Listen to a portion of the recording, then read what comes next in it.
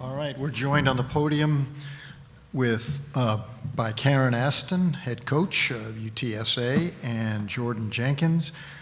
Jordyn scored 20 points tonight on 9 of 16 from the field and had 6 rebounds as well. Coach, before we start the questions and answers, would you give us a short synopsis of what you saw tonight? Yeah, I think it was a hard-fought game, no question. I mean, it looked like tournament time, and you're at that point where everybody kind of knows what everybody's doing, and it was a struggle, I think, for both teams to score. But I just thought that our team kind of dug in. We talked first, second, third quarter, just loose balls, second chance points, all of those things. We were sort of losing that category, and really that was the only one that we were losing. So I just wanted them to try to buckle down. At least if you're going to lose, make sure it's not from loose balls and offensive rebounds. And I just thought that helped that Jordyn got going in the second half, and then I thought Sienna gave us a deep breath with a couple of her threes, and then we started to really lock in defensively. But just a hard-fought game. Really proud of our team.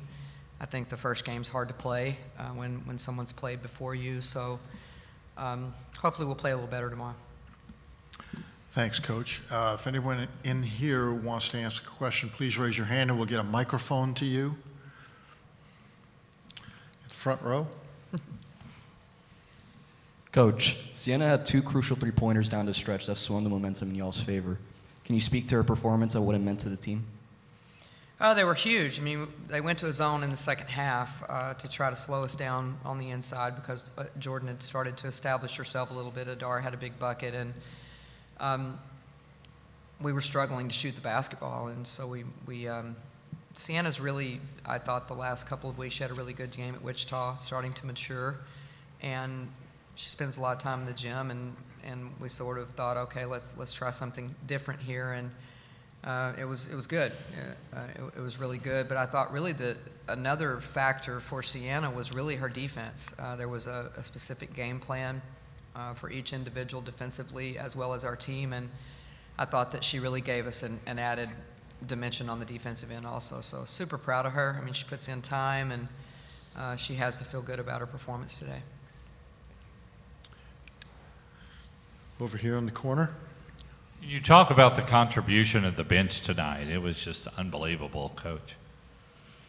Yeah, I mean, a lot of people would look at Jordyn as a sixth starter. I mean, there's no question she spent a lot of time starting last year, and I've had people ask me why not move her back into the lineup, but I'm comfortable with how we start. I think our lineup has started games really well, and it is nice to have someone come off the bench and have the rotation change a little bit where you get some scoring off the bench. But Sienna was huge for us, and honestly, I thought Haley's minutes were good. I mean, she didn't score any. I think she had a free throw, but I just thought that, again, everybody had a job to do, and aside from just all the crazy loose ball rebounds, I thought everybody did their job really well. Front row. Jordyn, you played a great game tonight, particularly in the second half. What adjustments did you make personally to elevate your game and help push the team to victory? My coaches talked a lot to me just about being patient and just trying to survey the floor and get good shots. I know that I'm kind of like a spotlight on our offense, and just about being patient and trying to find the right shots. Yeah. Go ahead. Another question to Jordyn. Can you walk us through your mindset with the team facing adversity and how you were able to stay focused and contribute during crunch time? Yeah, whenever we are in timeouts or huddles, we try to just over-communicate and know what we're doing on that possession. Big credit to Kira. She leads us in all of our huddles, and, we stay connected in our huddles, and I think that's what grounds me, and that's what, helps me out whenever we're in close game situations. In the corner. And speaking of adjustments, Jordyn, you picked up those 2-player control fouls. So what adjustments did you make in that area? Because it seemed a little bit different after that point.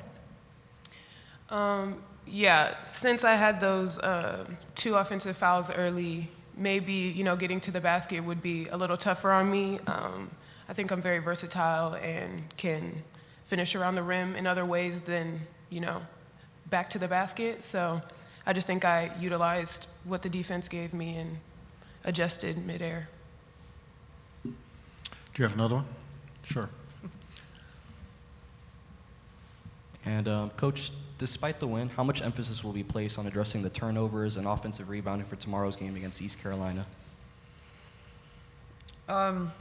I don't think I have to say much about the offensive rebounding. I think they knew. I mean, it's not like we weren't trying. I just think that they were very determined. They come from different places on the floor than maybe what we're accustomed to. We haven't seen them in a while, and they crash from space, which is a little bit different for our post players. And I think they knew. You know, it wasn't like I was telling them something that they didn't understand. They were quicker to the ball. Maybe they played yesterday. Maybe we were a little bit nervous, frozen, whatever. But they know. I mean, turnovers will be a huge issue tomorrow for sure. East Carolina's really, really terrific as far as their activity on the ball and reading passes, reading eyes. So we'll obviously have to be better at that. But our assist turnover ratio was still positive thanks to Kira, which I haven't mentioned her at all. But when you look at her line, and I'll echo what Jordyn said.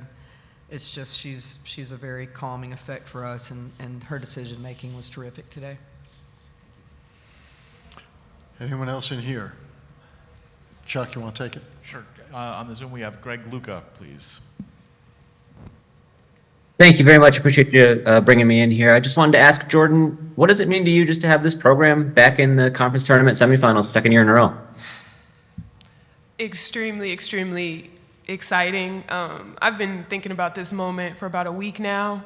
I've been up late in my bed just dreaming of winning this tournament. So, we have one that we were short last year, and this is the same game that we're going to play. So, we want to get to the championship, so we're going to do whatever it takes. I'm excited. And Karen, along those same lines, is it meaningful to win a game like this against a program like South Florida just because of their pedigree and their history and kind of where you want UTSA to rise to? Yeah, I think it's very meaningful for a lot of reasons. I mean, this is a new league. It was a new atmosphere we had coming here to Dickey's Arena. I mean, we just, got comfortable in Conference USA and changed gears. And I just think that even watching East Carolina today, watching USF yesterday, you can tell that they were comfortable here. They played here before. They expect to win. They've won a lot of basketball games, in particular South Florida. So I think to have our second win against a program that has been the traditional power actually in this league, and I have a lot of respect for Jose and how he do think. I mean, I think he's a great coach and just a solid win for us. But again, you advance, and that's the biggest thing for us. Okay, next we'll go to Stephen Whitaker, please.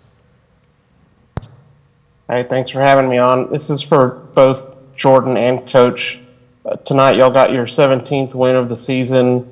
It's been a while since the program got to that number of wins. In fact, that was the 2009 team was the last to do it. That's also the last team to win a conference tournament. Do y'all kind of feel the vibe of just kind of what special this season has been? Yeah, I'll go first. Yeah, we've just always had a growing community at UTSA, and we've just been building ever since last year. I can only speak for last year. We've had a lot more fans and just a lot more support, and I really build in what's the word? I feed off of their support, and I think we all do. And yeah, we're just, the only way is up.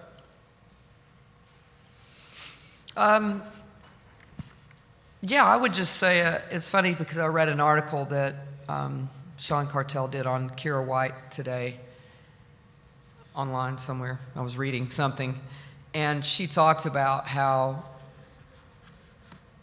determined she was and all of the players here to sort of take on the mantra of moving the needle for the program.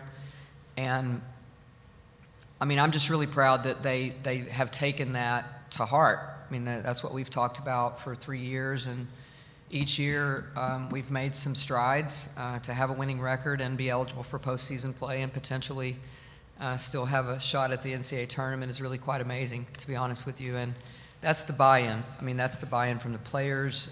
It's the buy-in from the staff. And I'm excited to see how we continue to grow. I'm excited for this group that they have a chance to replicate being in the semis again. And I mean, as a coach, I'm just excited to see, like, what did we learn last year? You know, where we were in the semis, and how did we approach that, and what do we take from it to be better this year? Anything further on the Zoom? That's it? All right. Thank you, Coach. Thank you.